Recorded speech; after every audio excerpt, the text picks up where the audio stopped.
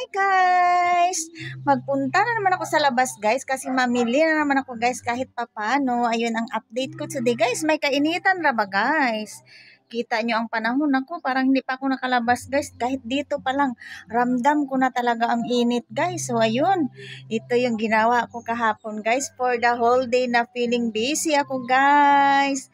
I feel that very productive days. Kasi nag-ano ako guys, ayan, burn out kasi kami guys for the whole day. So I was guys, feeling not busy. So nagbisi-bisihan ako dito guys, nakapag-decorate kahit papaano. Ayan, ang update natin. Ayun mga mainit talaga sa labas guys, ang flowers natin. So napaayos-ayos ko din yung mga flowers dyan kahapon guys, nakapag-arrange din tayo kahit papaano.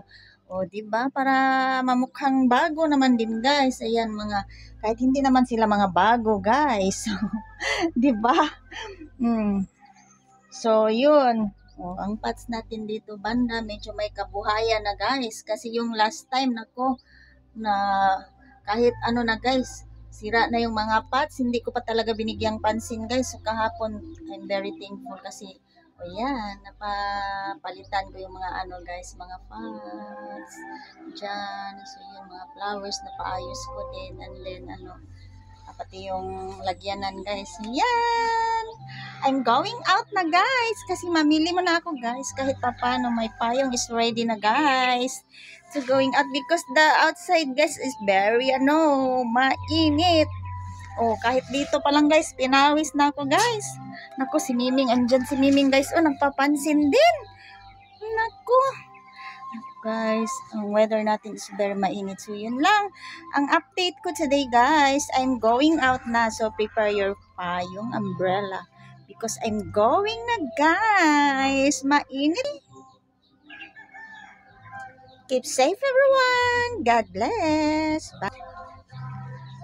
Ba guys, kita nyo ang panahon ako, parang hindi pa ako nakalabas guys, kahit dito pa lang ramdam ko na talaga ang init guys. So ayun, ito yung ginawa ko kahapon guys, for the whole day na feeling busy ako guys.